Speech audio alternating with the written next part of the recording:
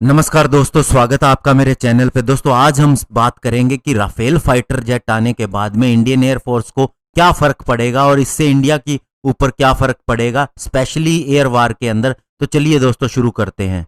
तो दोस्तों पहले 5 राफेल फाइटर जेट इंडिया पहुंच चुके हैं, इंडियन एयरफोर्स के अंदर इंडक्ट किए जा चुके हैं। ये इंडियन एयरफोर्स की गोल्डन एरो स्क्वाड्रन को दिए गए हैं। इन्हें फ्रांस से यहां तक इंडियन पायलट ही उड़ा के लाए थे। और अभी दोस्तों ये पहली डील नहीं है जब डसोल्ट के साथ इंडिया ने कोई फाइटर जेट के लिए डील की हो। इससे पहले 1953 के अंदर भी तूफानी जेट हमने खरीदे थे और उसके बाद में हमने मिराज 2000 भी खरीदे और मिराज 2000 का आपने रोल भी देखा है बालाकोट एयर स्ट्राइक के अंदर भी और कारगिल युद्ध के समय भी। और जगुआर फाइटर जेट जो हमने यूके से खरीदा था वो भी फ्रांस का जॉइंट प्रोजेक्ट था यूके के साथ में। अब दोस्तों इससे जो इंडियन एयरफोर्स को एज मिलेगा उसके अंदर सबसे बड़ी बात है इस फाइटर जेट का ओमनी रोल होना, यानी कई तरह के रोल का निभा सकना और एक सोर्टी के अंदर 4 तरह के मिशन को अंजाम दे देना। ये इंटरसेप्शन का भी काम करेगा, एयर टू एयर कॉम्बैट का भी काम करेगा, क्लोज एयर सपोर्ट का भी काम करेगा और साथ ही डीप और मैरीटाइम स्ट्राइक कैपेबिलिटीज भी इसके अंदर होंगी और रिकनेसेंस मिशन के लिए भी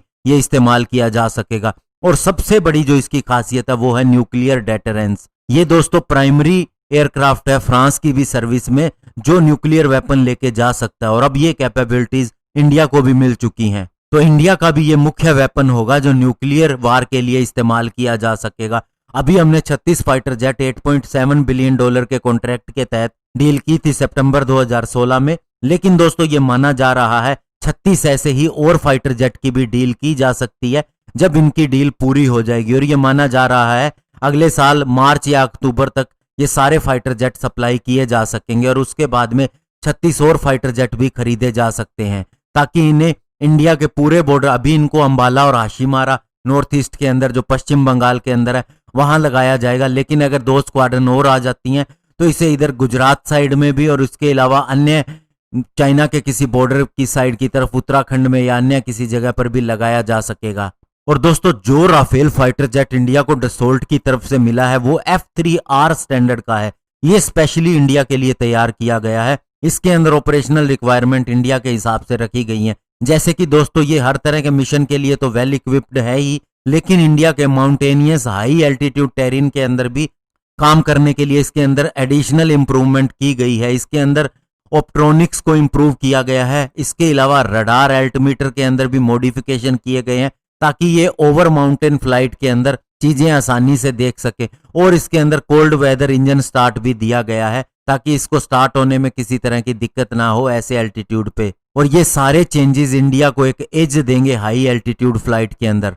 दोस्तों आपने देखा होगा बालाकोट एयर स्ट्राइक के बाद में जब पाकिस्तान ने रिटेलिएट किया था तो उसने अपने JF-17 और F-16 को इंडिया के अंदर भेजा। हालांकि वह बॉर्डर के नजदीक से ही लौट गए, उन्होंने कुछ एक बम गिराए और उसके बाद चले गए, मिसाइल फायर की 5-6। लेकिन दोस्तों उस समय हमारे MiG-21 बाइसन जिसे कि विंग कमांडर अभिनंदन वर्तमान चला रहे थे वे हमले के लिए गए। तो ऐसे में दोस्तों उनका एयरक्राफ्ट एक्सीडेंट हो गया, उसका उन्होंने F-16 को भी गिरा दिया। लेकिन दोस्तों 1950 का फाइटर जेट वे उड़ा रहे थे। तो उस हिसाब से आप देखिए दोस्तों क्या मुकाबला था। अगर एक्चुअल में वार हो तो हम MiG-21 और MiG-27 को तो गिन ही नहीं सकते। तो हमारे पास फाइटर जेट कौन से बचते हैं?